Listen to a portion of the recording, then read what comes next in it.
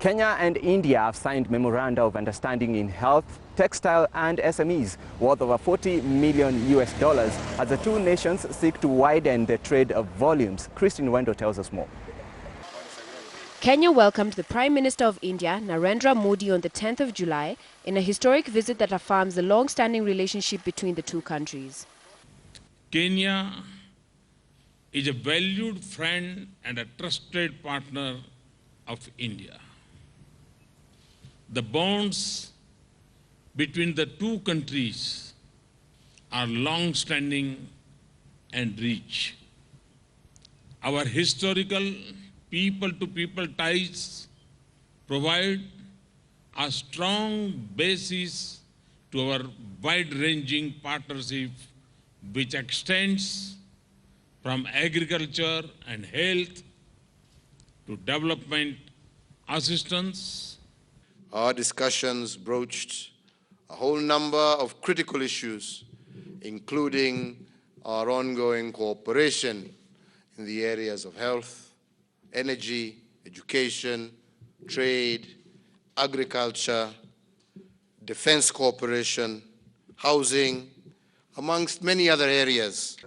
During Modi's two-day visit, the two leaders signed 7 memoranda of understanding worth $44.4 million in key areas such as taxation, security, health and trade.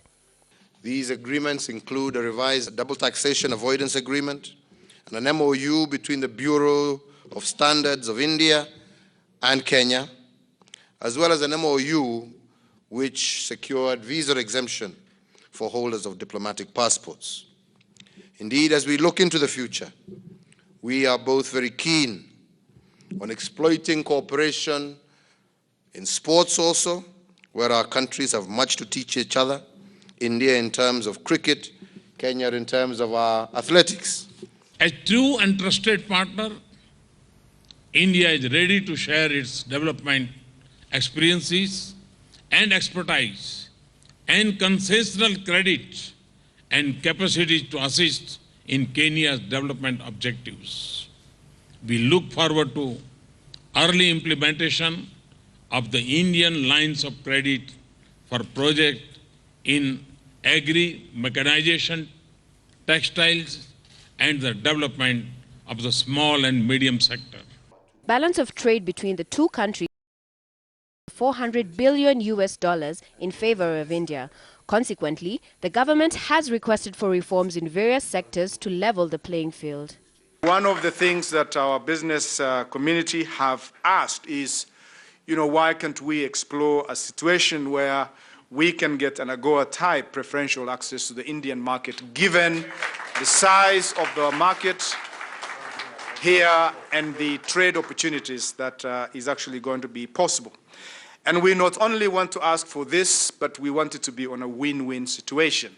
So, for example, today I was challenged why Kenya is importing more than $300 million of fabric from China, and yet we could do that from India just next door, and that would provide a lot of opportunities for the Indian textile sector, and also build the textiles to the apparel sector that we are building here and accessing the US market under the AGOA program. One of the asks from the local business community is for a one-way market access to India.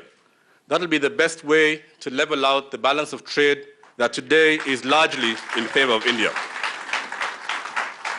This will give an opportunity to both Kenyan and Indian businesses to exploit the opportunity in pulses, garments, tea, and other commodities.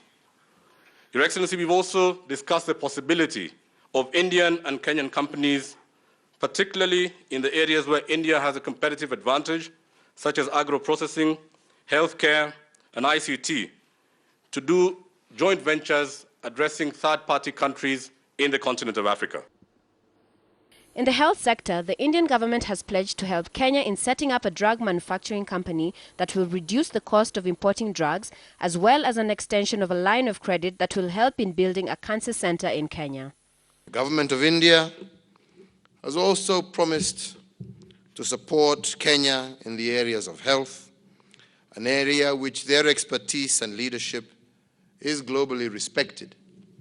Today, we discussed and approved a proposal forwarded by India to fully fund the development and equipping of a cancer hospital here in Kenya. I look forward to the completion of such an institution, which would bring quality and affordable cancer treatment much closer to our citizens, and this is a much-needed facility here in Kenya. In this regard, I am happy that prestigious Kenyatta National Hospital will soon have the state-of-the-art, made in India, cancer therapy machine, Bhabatron. We are also donating essential medicines and medical equipment for Kenya's public health system, including for the treatment AIDS. Optimistic of the growth prospects of Kenya, India has also extended a line of credit to grow the SME and textile sector, as well as enhancing skills capacity in the country. I am also particularly pleased that the Indian Exim Bank has extended 2 lines of credit to Kenya. One, a facility of approximately $30 million, which will go towards the revival of the Rivertex textile factory, and the other, a facility of $15 million, which will go to revamping our industrial development bank for the development of small and medium enterprises. So as we worked together in the past, we have to work together even now. Like Kenya, India is also a young country. Your workforce is sought after in Africa. Similarly, the Indian workforce is sought after in the entire world.